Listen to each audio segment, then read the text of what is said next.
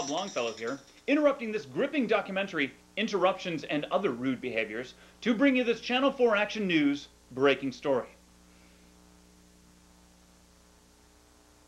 Sorry, viewers, our graphics guy is on vacation. That should read murder. Folks, as you know, my co-anchor, Elaine Rogers, has been out sick for the past 6.5 years. After an extensive search for a suitable substitute, we here at Channel 4 Action News were excited to introduce the winning candidate. Unfortunately, on her way into the studio, she was savagely murdered. No confirmation yet from authorities, but all signs turn to this being the 21st victim of the blood grinder.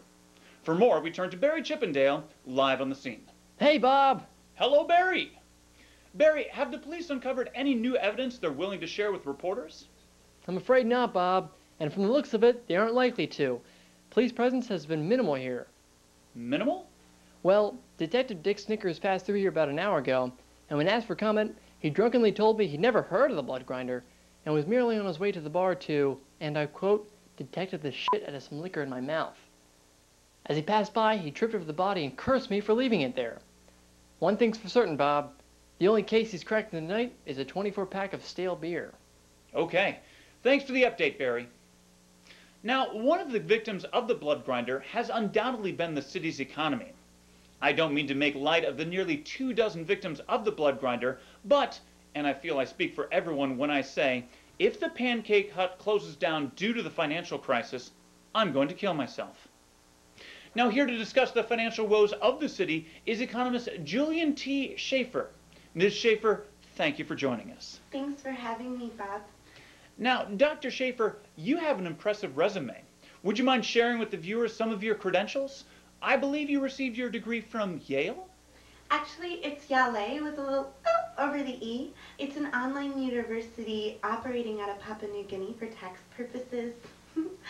Actually, I hold the distinction of being the only economics professor deemed unfit to teach in the state of Arkansas by local, state, and federal government. Oh, well, Ms. Schaefer, that takes a lot of hard work and dedication. Yes, it does. Dr. Schaefer, what can you tell us about our city's financial crisis? Lots. Bob, the bottom line is you need more money. And when you get right down to it, the solution to any economic crisis is more money. And so, I think if you get more money, and then make some more money, and then borrow some more money, well, you'd find your city with a lot more money, which is more than what they have now, because now it's no money. Money. Thank you for that valuable insight, Dr. Schaefer, and good for you. You're a prime example of someone doing the best they can despite 16 generations of inbreeding and heroin-riddled pregnancies. On behalf of all of us here at Channel 4 Action News, I'd like to wish you good night. And until next time, I'm Bob Longfellow, bringing my action to you.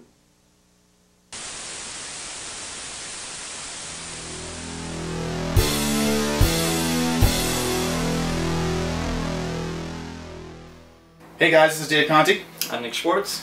And we actually don't know where Matt is right now. He's MIA, so we said, fuck it, let's just do it without him this week. So, we have less than a month to go now, guys. As of right now, it's July 1st, and we have 29 days left. So, we're in the home stretch here. Any support you can give would be well appreciated by all three of us. Or two if Matt's dead. Hello? Hello? Are they... This is Matt Bronsdorf here. I'm hidden in a closet. It turns out the blood grinder he's real. He's real. He found out that we were trying to make this movie about him, and that's the only way that he can be stopped. So please, if you're out there and you value your life, donate to this campaign. Because if we can make this movie, we can stop the blood grinder, and no more lives need to be lost.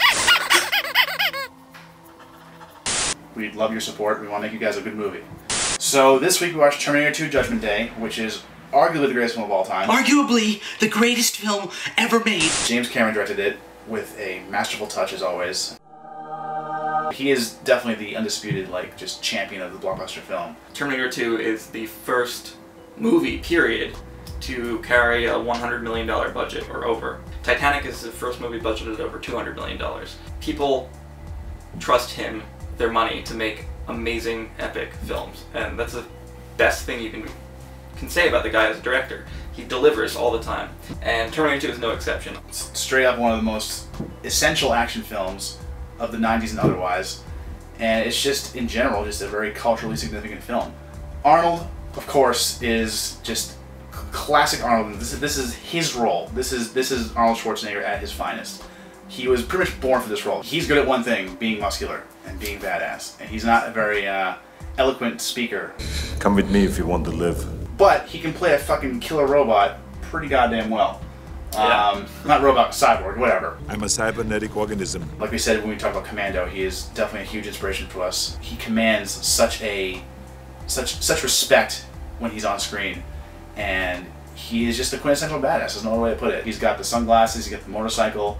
One of the most iconic images from Terminator 2, I mean, even from the advertising campaign, is Arnold on the motorcycle. When I think T2, I think of him on the bike with a shotgun. With a shotgun. It ties into our movie because Ronnie America will have a pretty badass motorcycle in this film, and he didn't in the original. We didn't have the budget for it, but in this one, it's very much its own character. The bike is going to be Ronnie's loyal companion throughout his journey, and while it's not with him all the time, it's always there when he needs it. So, in that in mind, we have a sketch for you today by Chris Kelly again, and this is Ronnie on his motorcycle. So you know what a motorcycle looks like, you know what Ronnie looks like, you can kind of picture this whole thing, but we figured it'd be good to give you a sketch to show you what we're thinking of for the whole style of it, and Ronnie's gonna command your attention when he's on that bike.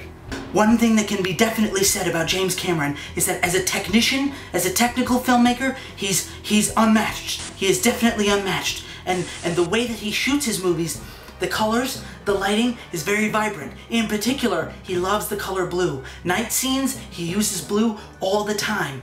It gives the film a sort of kind of steely, cold, uncomfortable feeling, which is really, really important for something like Terminator 2, because it's dealing with, you know, the death of the human race and, you know, machines taking over.